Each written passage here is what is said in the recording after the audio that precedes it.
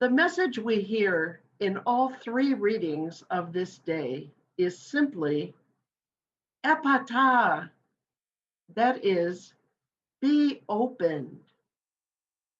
Be open to the goodness and graciousness of our God.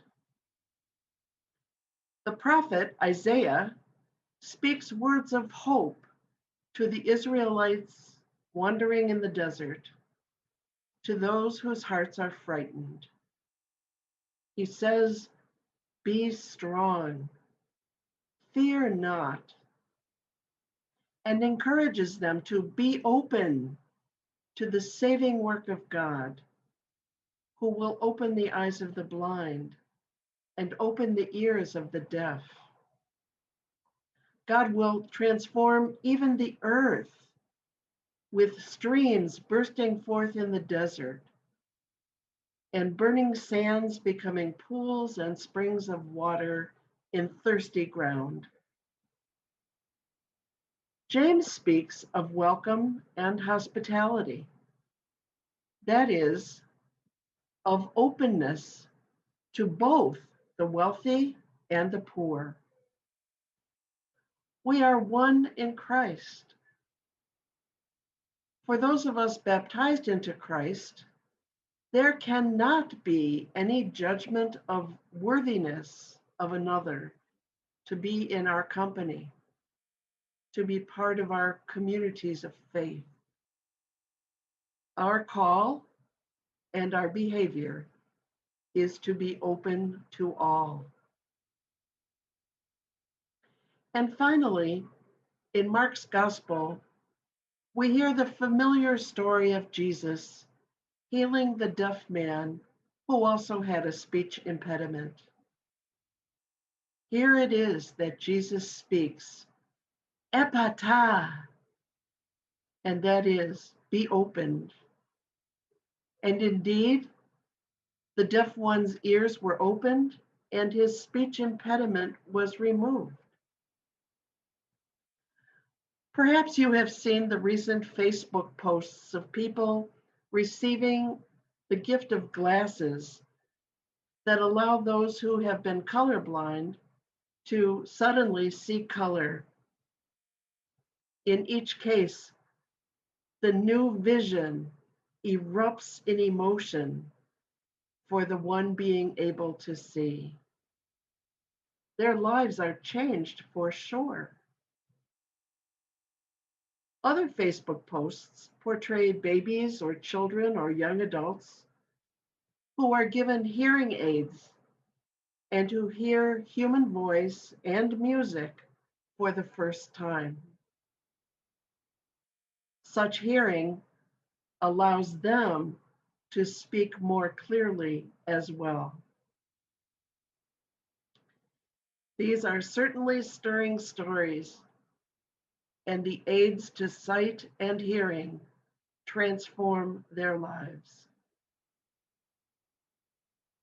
So, how does God and how does the gospel open our eyes and our ears and our very hearts? How are our lives transformed? Indeed, made different. The lens of the gospel calls us to see with eyes of love and acceptance. The reading from James today points this out well. In our humanness, we tend to notice only differences of age, color of skin, ethnic background, sexuality, socioeconomic status, physical and psychological well-being, politics, and so forth. These differences bring judgment. But with hearts opened by God, we see every person and our earth as our neighbor, deserving of respect and care. St. Paul speaks this theme clearly. when he says in Galatians, "Now there is no more Jew or Greek, male or female, slave or free, for all are one in Christ." What a transformation there would be if we lived what we see in the example of Christ in the gospel.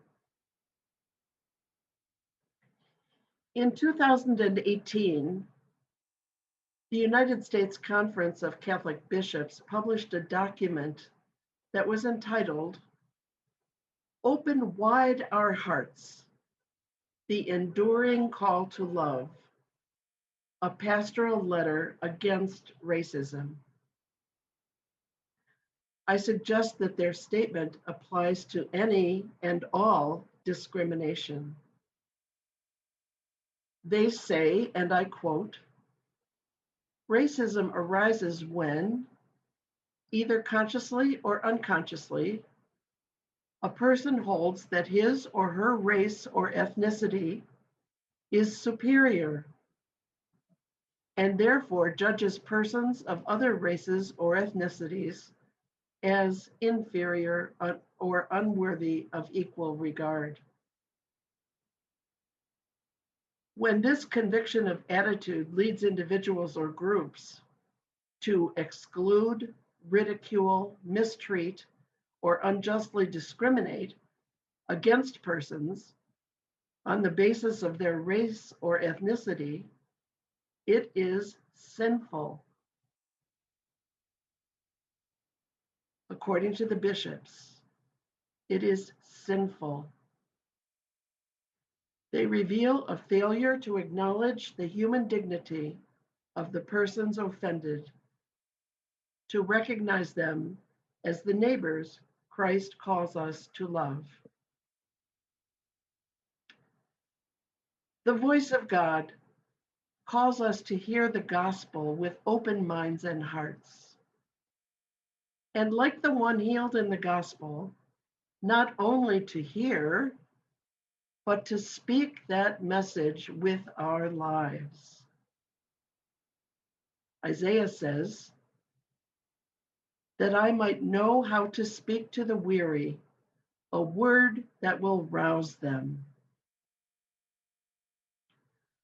What a transformation there would be if we lived what we hear in the gospel message. And so, as we observe this 23rd Sunday in Ordinary Time, may we hear God speaking to us. Ephata, be opened. And then both seeing and hearing and being transformed by new sight and sound, may we be catalysts for change in the world in which we live.